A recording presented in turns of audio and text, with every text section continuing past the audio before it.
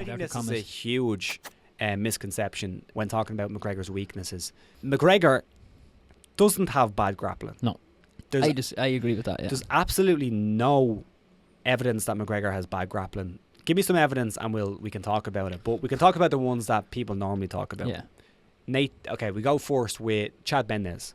So the fight with Chad Mendes, that's a very, very good wrestler, taking Conor down and controlling him. Yeah. Conor doing pretty decent work off his back and then eventually standing up. Many, many great grapplers have been controlled by excellent wrestlers. I don't think that's really any information we can go on to say that McGregor has poor grappling. Yeah, like, let's have it right. Chad Mendes is going to take most guys at 145 down. He's a high-level wrestler. Yeah. And he's gonna control them for a period of time. So I think we could take that off the table.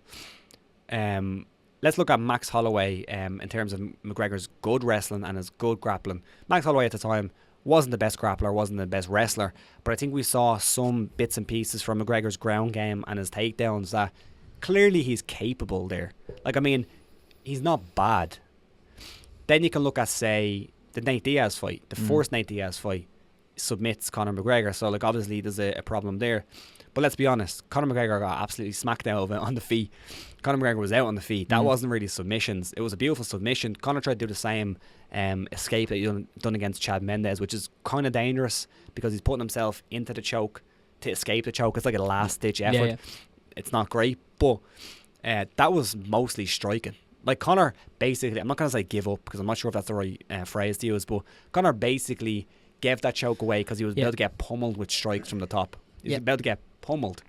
So I don't think that's really what we see. Then you look at the Diaz 2 fight, and then Conor X-guard sweeped Nate Diaz, defended most takedowns.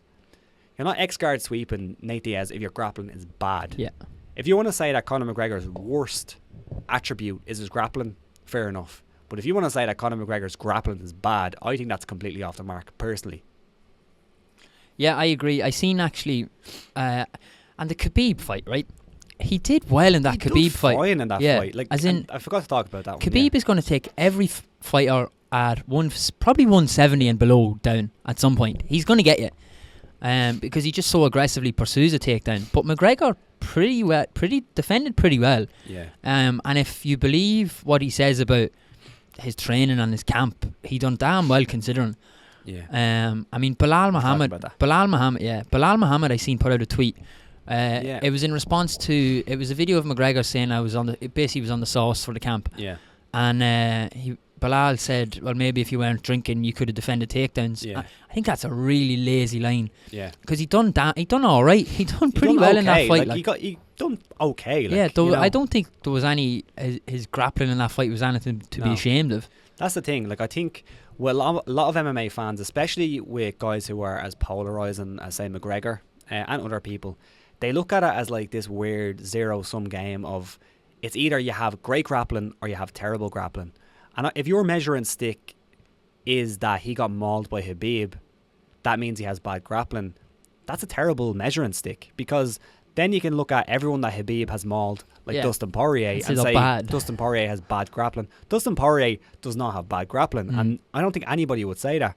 I just think it's a weird argument, and it's not really beneficial if you're going out there and saying this is his weakness, or weakness. Maybe you can say weakness because you can say that his striking is so good that it's his grappling that maybe you have a shot. I'd argue that his weakness is his cardio. I think that's where he has a lot of problems, and hopefully we can see if that has improved in the fight, but I'm not sure if it'll go that long. But I just think that, this whole argument that he has bad grappling, I just don't think there's any data to prove that. I really don't think there's any data to prove that.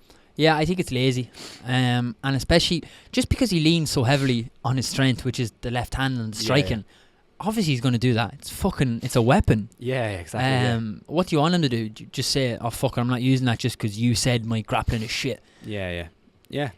I think it's a strange argument. Again, it might be his worst trait, but it's not bad.